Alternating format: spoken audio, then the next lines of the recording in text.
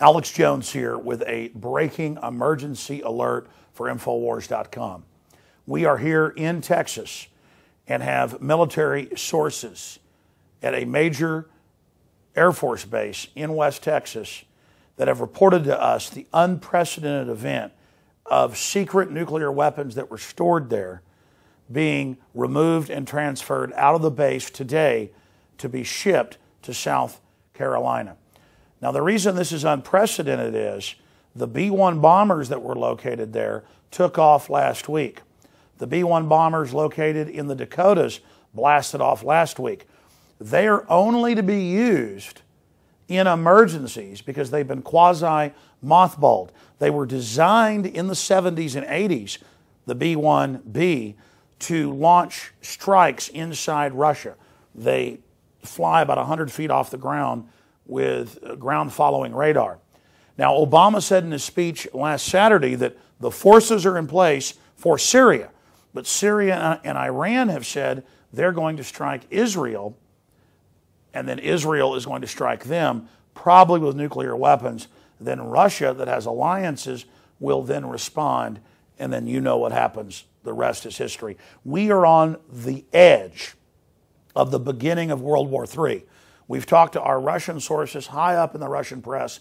They are absolutely concerned at a level not seen since the Cuban Missile Crisis. Now, this can be averted, but 3 separate times in modern history, we've come very close to nuclear war. The Cuban Missile Crisis is one of the most well-known, but there's been other events. This is historic times happening. Now, Anthony Gucciardi, who works with Infowars.com and with his site StoryLeak.com, is here. He's just published the article to Infowars.com breaking this down. Anthony, you also called the Air Force Base today, and we're going to play that clip in a moment. But first, give us your take on this. Exactly, and the key thing here is that this Air Force Base, Dyess Air Force Base, which is here in Texas, these nuclear warheads are not just gone. They're not just going somewhere. It says South Carolina, but we don't even know. That's just what the trucker told this high-level military officer here.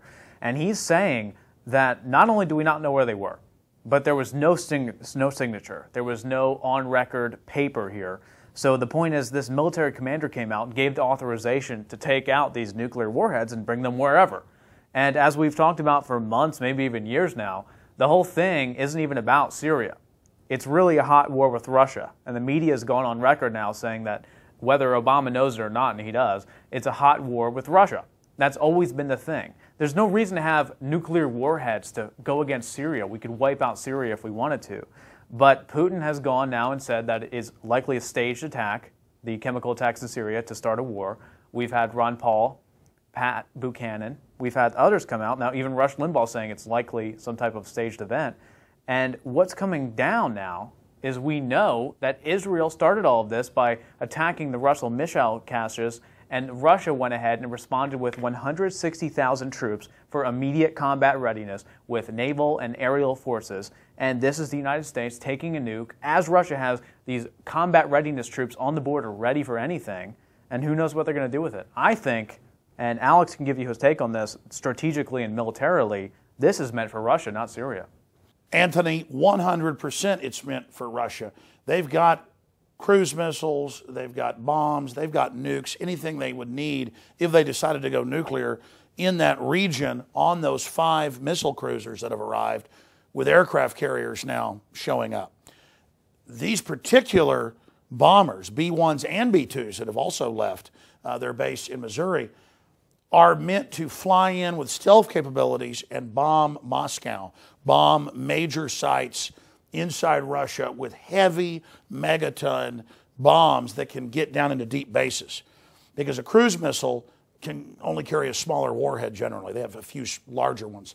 But without getting into all the strategy here, we hope that things can be de-escalated. But as Obama said, the forces are in place of his military.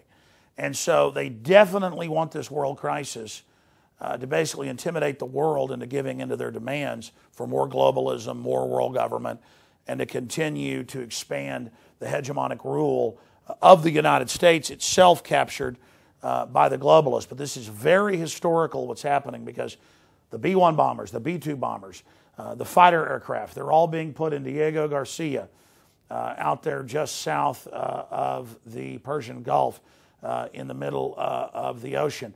They're all being moved into Cyprus. All of this is on record to go in and have a major war with Russia, not with Syria. So as even USA Today has reported, the U.S. is now in a hot war with Russia through the proxy of Syria. Only public backlash can stop this. And that's already happened to a certain extent with the chairman of the Joint Chiefs, Dempsey, saying we do not want war with Syria. It could lead to a Russian war, with many members of the Congress saying they don't want this. We need sanity to prevail here. We need people to go to Infowars.com and StoryLeak.com that mirrors it and PrisonPlanet.com and get this article with all the documentation out to everyone they know. But you better believe we're in danger when people like Rush Limbaugh are coming out saying this could be a frame-up, a false flag. Anthony, anything else?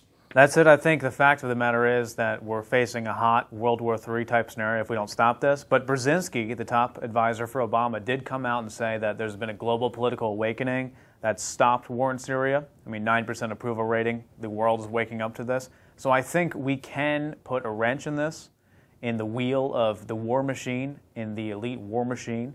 And I think we can stop this if we get this out. Or better yet, who knows what they're actually wanting to do with this nuclear weapon, this nuclear warhead. We could stop a potential false flag scenario inside the United States right now by exposing this. I'm glad, very well said. I'm glad you raised that because we had the case now 7 years ago, Minot, North Dakota, the missing cruise missiles that weren't signed for, and a bunch of people on the base then got killed. It seems like the exact same thing because they denied it too.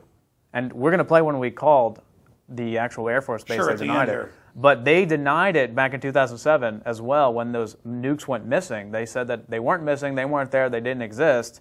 And then they later admitted it. This seems the exact same thing. There was no signature. That's right. They later said that it was just a mistake. Yeah. That, oh, we didn't sign properly. And then a bunch of people on the base committed suicide or died.